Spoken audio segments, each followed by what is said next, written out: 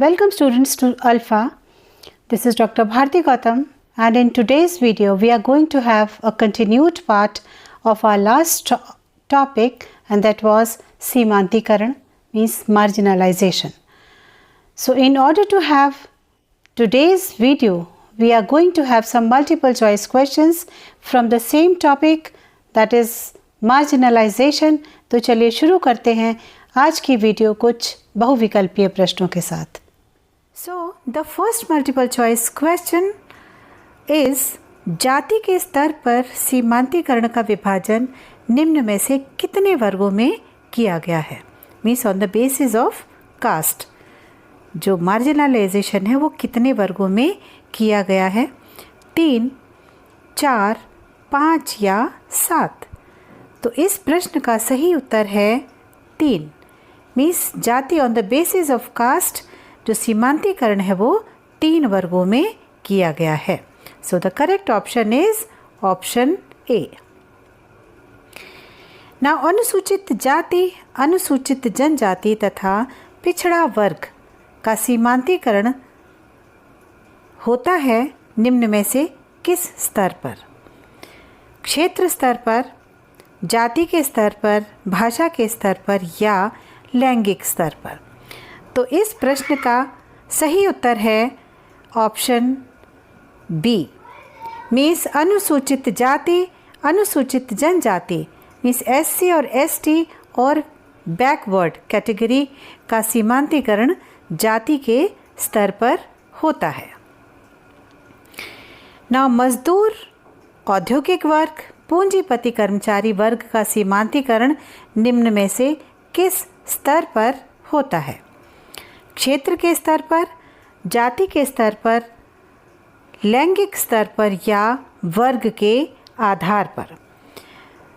तो इस प्रश्न का सही उत्तर है ऑप्शन डी. मीन्स वर्ग के आधार पर इनका सीमांतीकरण होता है. मीन्स मजदूर, औद्योगिक वर्ग, पूंजीपति कर्मचारी वर्ग का सीमांतीकरण होता है वर्ग के आधार पर. नाउ सर्वप्रथम राष्ट्रीय महिला शिक्षा समिति का गठन कब किया गया. राष्ट्रीय महिला समिति का गठन निम्न में से किस सन में किया गया. 1951 में, 1958 में, 1953 में या 1954 में. The correct option of this question is option B. Means राष्ट्रीय महिला समिति का गठन 1958 सन में किया गया. So the correct option of this question is option B, that is 1958. महिला समाख्या कार्यक्रम, महिला समाख्या कार्यक्रम निम्न में से किस सन में शुरू किया गया. 1980, 1989, 1990 या 1987. तो इस प्रश्न का सही उत्तर है ऑप्शन बी, दैट इज 1989. 1989 में महिला समाख्या कार्यक्रम शुरू किया गया. So the correct option of this question means महिला समाख्या कार्यक्रम की शुरुआत हुई 1989. Means the correct option is option B. Now Dhebar समिति का गठन किसकी अध्यक्षता में किया गया. UN ढेबर, कोठारी, AN ढेबर या Radha Krishnan. The correct option of this question is option A, that is UN Dhebar ने ही ढेबर समिति का गठन किया था. मीन्स UN ढेबर की अध्यक्षता में ही ढेबर समिति का गठन हुआ. The correct option is option A.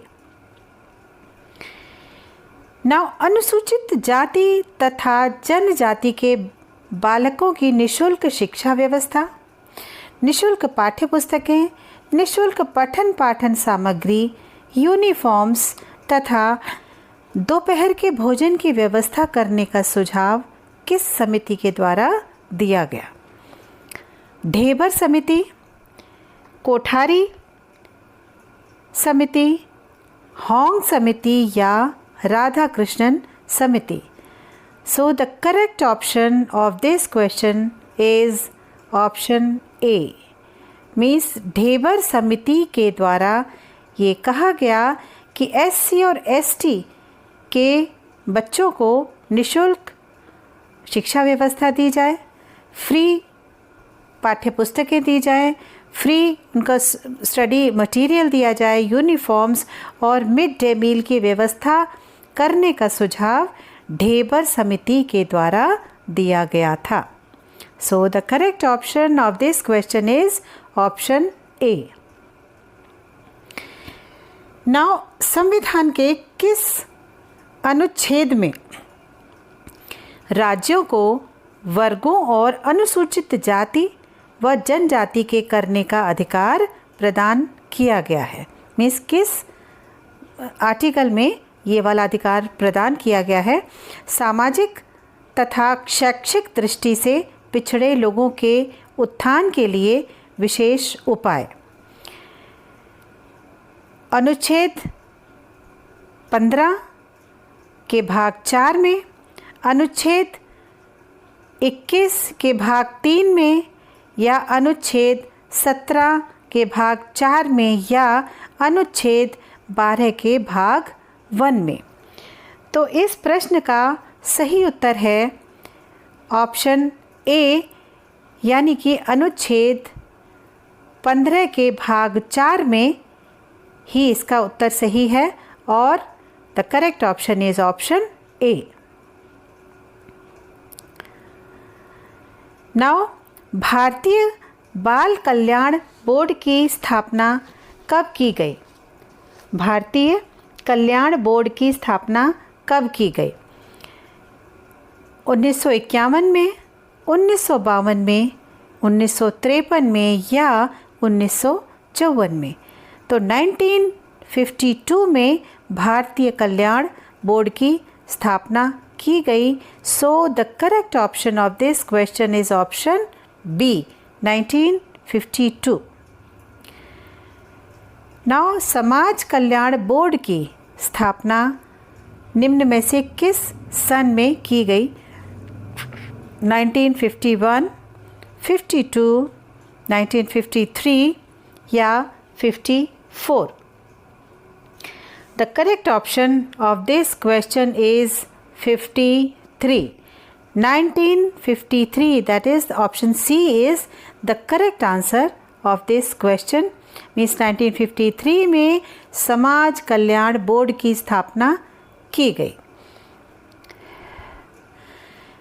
Now केंद्रीय समाज कल्याण मंत्रालय ने विकलांगों के क्षेत्र में कार्य करने वाली संस्थाओं के लिए 3 योजनाओं की घोषणा कब की थी? 1981 में, 1985 में, 1971 में या 1988 में? तो the correct option is 1981, that is option A is the correct answer of this question. Now coming to the next question, राज्य द्वारा संचालित अथवा सहायता प्राप्त किसी भी शिक्षा संस्था में धर्म, प्रजाति, जाति या भाषा के आधार पर इनमें से किसी एक आधार पर किसी नागरिक को प्रवेश देने से इनकार नहीं किया जाएगा। मीन्स इन बेसिस पर उनको मना नहीं किया जा सकता एडमिशन्स के लिए। तो ये किस आर्टिकल में सम्मिलित है? धारा 29 के भाग 2 में, धारा 30 के भाग 1 में, धारा 30 के भाग 2 में या धारा 31 के भाग 2 में? The correct option is option B, that is धारा 30 के भाग 1 में ये लिखा गया है कि धर्म या इनमें से किसी भी बेसिस पर उनको एडमिशन्स के लिए मना नहीं कर सकते हैं। So the option B is the correct answer of this question. सभी अल्पसंख्यकों को, चाहे उनका आधार धर्म हो या भाषा, अपनी पसंद की शिक्षा संस्था स्थापित करने तथा उसके प्रशासन का अधिकार उनको मिलेगा। यह किस धारा में सम्मिलित किया गया है? धारा 29 के भाग 2 में, धारा 30 के भाग 2 में, धारा 30 के भाग 1 में या धारा 31 के भाग 2 में? तो इस प्रश्न का सही उत्तर है धारा 30 के भाग 1 में। So option B is the correct answer, that is article 30 के भाग 1 में ये लिखा गया है कि सभी अल्पसंख्यकों को हर अधिकार मिलेगा और उनके कोई भी, चाहे कोई भी बेसिस हो, चाहे धर्म हो या भाषा हो, तो उनको शिक्षा संस्था स्थापित करने के लिए उनको अलाउ किया जाएगा। सो धारा 30 के भाग 1 में ये प्रोविज़न दिया गया है। नव राज्य शिक्षा संस्थाओं को सहायता देते समय इस आधार पर भेदभाव नहीं रखेगा कि वह किसी अल्पसंख्यक की भाषा किस धारा में सम्मिलित है या संस्था है, चाहे उसका कोई भी आधार या धर्म हो। धारा 29 के भाग 2, धारा 30 के भाग 2, धारा 30 के भाग 1 या धारा 31 के भाग 2? तो इस प्रश्न का सही उत्तर है धारा 30 के भाग 2 में ये प्रोविज़न है कि राज्य शिक्षा संस्थाओं को सहायता देते समय किसी भी प्रकार का भेदभाव, किसी भी प्रकार की पार्शियलिटी नहीं रखेगा कि वह किसी अल्पसंख्यक की संस्था है। So the correct option is option now. निःशुल्क एवं अनिवार्य शिक्षा कानून बनाया गया, इसके लिए किस अनुच्छेद में वर्णन किया गया है? अनुच्छेद 48, अनुच्छेद 45, अनुच्छेद 46 या अनुच्छेद 47? तो the correct option of this question is अनुच्छेद 45। मीन्स आर्टिकल 45 में ये प्रोविज़न है कि निःशुल्क और अनिवार्य शिक्षा का कानून बनाया जाए, और ये बनाया गया और ये अनुच्छेद मीन्स आर्टिकल 45 में लिखा हुआ है। नाउ समाज व देश में सीमांतीकरण का विभाजन निम्न में से किसके स्तर पर किया जाता है? क्षेत्र के स्तर पर, व्यक्ति एवं जाति के स्तर पर, ए एवं बी दोनों, या परिवार के स्तर पर? तो इस प्रश्न का सही उत्तर है ऑप्शन सी, मीन्स ए एवं बी दोनों। मीन्स क्षेत्र के स्तर पर और व्यक्ति एवं जाति के स्तर पर समाज एवं देश में सीमांतीकरण का विभाजन किया जाता है। So the correct option is option C. ना समाज एवं देश में सीमांतीकरण का विभाजन निम्न में से किसके स्तर पर नहीं किया जाता है? लैंगिक स्तर पर, वर्ग के आधार पर, भाषा के स्तर पर, या समाज के स्तर पर?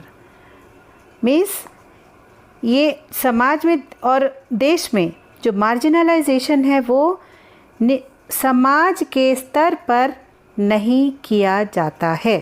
सो the correct option is option D, that is समाज के स्तर पर समाज व देश में सीमांतीकरण का विभाजन नहीं किया जा सकता।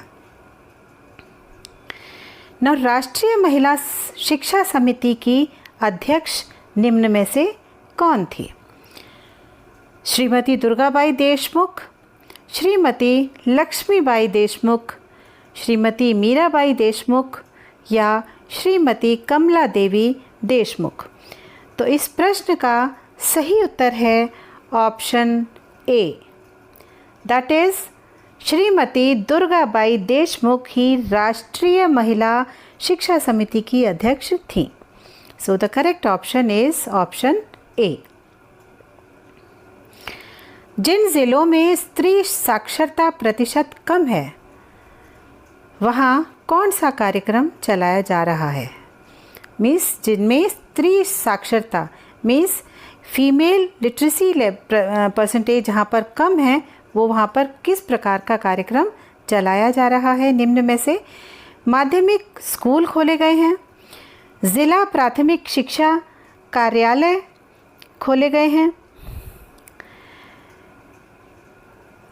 और नवोदय विद्यालय खोले गए हैं या आर्थिक सहायता नहीं दी गई है। तो इसका सही उत्तर है ऑप्शन बी, दैट इज़ ज़िला प्राथमिक शिक्षा कार्यक्रम। ये वाले कार्यक्रम उनमें ज़िलों में जहाँ पर स्त्री साक्षरता प्रतिशत कम है वहाँ पर ये चलाए जा रहे हैं। ज़िला प्राथमिक शिक्षा, that is option B is the correct answer of this question. Now किस आयोग ने शैक्षिक अवसरों की समानता में विकलांग बालकों की शिक्षा की समुचित व्यवस्था करने पर बल दिया है? मीन्स शैक्षिक अवसरों की समानता में विकलांग बालकों की शिक्षा की समुचित व्यवस्था पर किस आयोग ने बल दिया? भारतीय शिक्षा आयोग 1981-82, भारतीय शिक्षा आयोग 1964-66, भारतीय शिक्षा आयोग 1984-86 या राष्ट्रीय शिक्षा आयोग 1954-56? द करेक्ट ऑप्शन इज़ भारतीय शिक्षा आयोग 1964-66। मीन्स भारतीय शिक्षा आयोग 64-66 में शैक्षिक अवसरों की समानता में विकलांग बालकों की शिक्षा की समुचित व्यवस्था करने पर बल दिया गया। So the correct option is option B. Now केंद्रीय समाज कल्याण मंत्रालय में 1981 में विकलांगों के क्षेत्र में कार्य करने वाली संस्थाओं के लिए निम्न में से किस योजना की घोषणा नहीं की थी? मीन्स किस योजना की घोषणा नहीं की थी? विकलांगों के लिए शारीरिक पुनर्वास एवं सहायक उपकरणों के लिए आर्थिक सहायता, शिक्षण एवं प्रशिक्षण के लिए अनुदान की व्यवस्था, कक्षा 9 से परास्नातक तक की शिक्षा के लिए छात्र व्यक्तियों की व्यवस्था और व्यक्तिगत विद्यालयों में ही शिक्षा। The correct option of this question is option D. Means व्यक्तिगत विद्यालयों में ही शिक्षा वाला ही ऑप्शन नहीं था, बाकी ये सभी पहले के तीनों ऑप्शंस की का प्रोविज़न उसमें दिया गया था, उनकी घोषणा उस योजना में की गई थी और व्यक्तिगत विद्यालयों में ही शिक्षा वाला ऑप्शन नहीं था। सो the correct option of this question is option D. Now मंदबुद्धि एवं विकलांग बालकों की शिक्षा हेतु निम्न में से क्या क्या प्रयास किए गए? विद्यालयों में प्रवेश की आयु 6 वर्ष के स्थान पर 9 वर्ष, शारीरिक रूप से कम अक्षम बालकों को सामान्य बालकों में ही शिक्षा, विकलांग बालकों की शिक्षा की व्यवस्था करने वाली व्यक्तिगत संस्थाओं को आर्थिक सहायता या उपर्युक्त सभी। तो इस प्रश्न का सही उत्तर है ऑप्शन डी, मीन्स उपर्युक्त सभी, क्योंकि विकलांग बालकों की शिक्षा की व्यवस्था करने वाली व्यक्तिगत संस्थाओं को फाइनेंशियल हेल्प वाला प्रयास किया गया। शारीरिक रूप से कम सक्षम बालकों को सामान्य विद्यालयों में ही शिक्षा भी दी गई और विद्यालयों में प्रवेश की आयु 6 वर्ष से के स्थान पर 9 वर्ष भी कर दी गई। तो पहले 3 ऑप्शंस ए, बी, सी बिल्कुल सही है, ये वाले प्रयास किए गए और इसका मतलब कि उपर्युक्त सभी यानी कि option D is the correct answer of this question. So with this we come to the end of this video. Students, these multiple choice questions, they are very important for you, so you have to go through these by heart. These are very important for your exams. So thank you for this video, and rest will be in our next video, where we will discuss another new topic.